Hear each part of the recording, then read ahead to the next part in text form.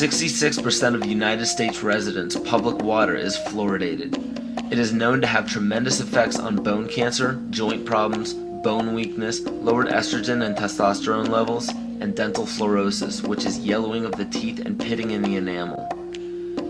Wouldn't it make more sense to enhance public water with vitamins which are meant to be ingested to promote overall health, rather than putting such a toxic chemical in our water with a bogus explanation that it will improve our dental health? We now know that fluoride causes more dental problems than it solves. Something doesn't seem right about this. Do you honestly believe that these companies care deeply enough for the people to spend large amounts of their own money to fluoridate public water when the people already purchase their own toothpaste? But there's a difference between toothpaste and drinking water. We don't ingest toothpaste.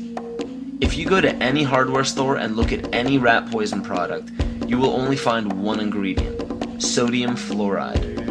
It is the most toxic ionic molecule outside of potassium dichromate.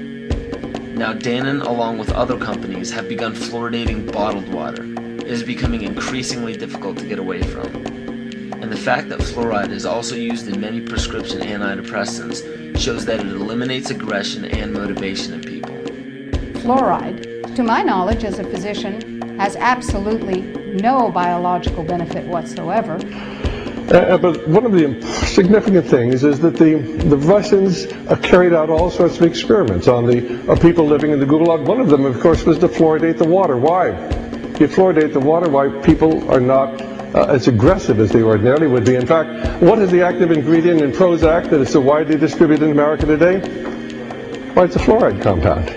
And now, we are finding that public water nationwide is showing up with arsenic, lead, cadmium, and thermonium, which is a radioactive form of lead. Cancer, lowered sex drive, birth defects, sedation, and brain defects. Does this not sound like a wonder drug for anyone aiming to control a population? It's quite astonishing, Paul, the degree to which environmentalists have not been educated about fluoride. You know, people have an unconscious trust in their doctor or their dentist, and if you can persuade doctors and dentists that fluoride is safe and good, then you're able to reach the rest of the nation. People believe their doctors and dentists, and that was a way of promoting fluoride for Bernays. Fluoride was killing their cattle, destroying their crops. Fluoride given to rats had produced bone cancer and liver cancer, and that those results had been doctored to make it look as though fluoride hadn't caused as much cancer. The pattern that we saw, it typically is what we see with other neurotoxic agents that are well known to cause a hypoactivity or a memory problem or an IQ problem.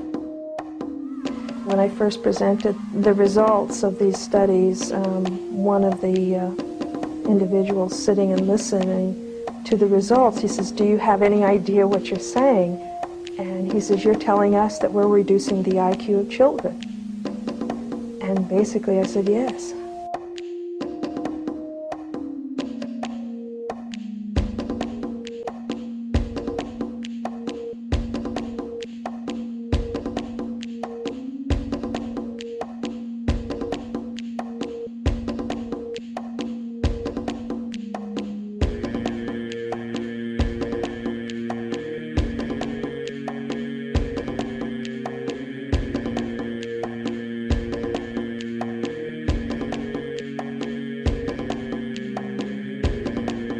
Aspartame, the artificial sweetener found in almost every low-sugar or sugar-free product on the market.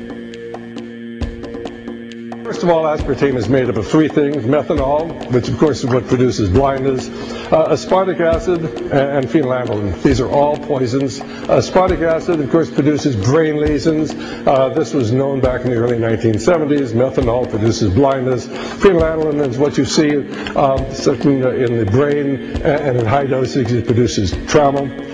We're not making this all up. The FDA did publish back in, I think it was in the 80s, they did publish the 92 potential side effects of aspartame. And they do, these side effects are quite are extremely serious. Things like dizziness, problems with balance, abdominal pain and cramps, changes in vision, seizures and convulsions, etc., etc. Yet despite all of these harmful effects, Donald Rumsfeld pushed it out into the stores in over 5,000 products when he was CEO of Searly, the company that manufactured aspartame.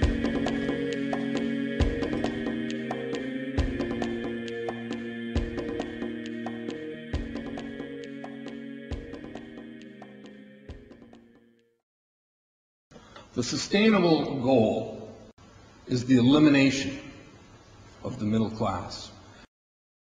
The world cannot support 6 billion people. But you see, the plan behind sustainable development includes population control. It's a program for land use control, education control, and population control. The leaders of the sustainable movement say that the world's human population should not exceed 500 million people. That's a 93% reduction of today's population levels.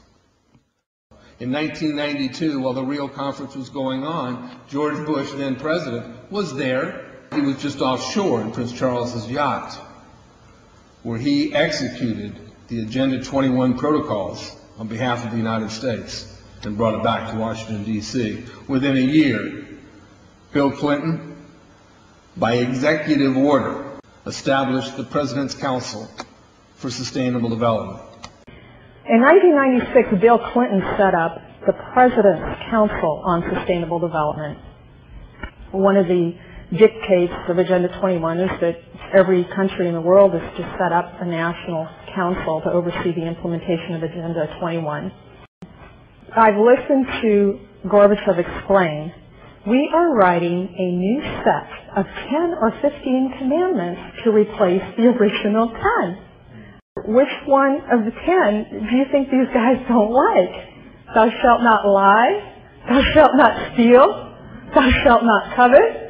Because I'll tell you what, these people have lied to us. They're in the process of stealing all of this nation's natural resources, and they covet everything you have left.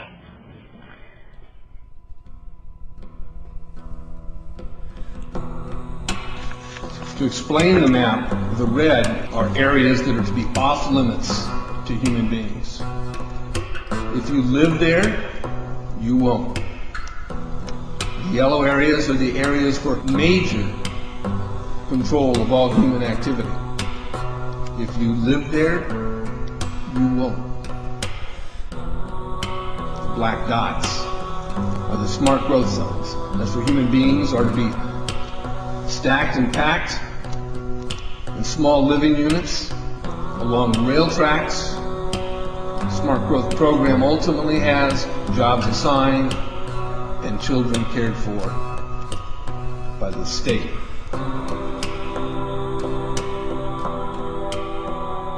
And in conjunction with Codex Alimentarius, food will be limited and water consumption will be decreased to 10 gallons per day per person. That is over a 90% reduction in people's average daily water consumption. And along with shortages of food and water, the food we will be provided with will be genetically manipulated and nutrient deficient. Genetic manipulation of food causes complications in metabolizing and utilizing food for energy. In June of 2003, scientists reported that the gene sequence of the inserted genes into crops had actually changed their order. They had re-scrambled. So the genetic inserts are not stable. Another laboratory confirmed this and found that it had changed in the same varieties in different ways that they had tested. So not only is it unstable and changing, it's not even uniform in the way it's changing. This is incredibly dangerous. Nutrient deficiencies due to Codex's planned vitamin and mineral ban will cause billions of preventable diseases. Both of these will ultimately lead to billions of deaths.